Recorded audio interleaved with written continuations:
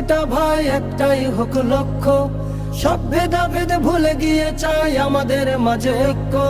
মার্কা তরিকা হোক যেটা ভাই একটাই হোক লক্ষ্য, সব ভেদাভেদ ভুলে গিয়ে চাই আমাদের মাঝে ঐক্য। মার্কা তরিকা হোক যেটা ভাই একটাই হোক লক্ষ্য, সব ভেদাভেদ ভুলে গিয়ে চাই আমাদের মাঝে ঐক্য।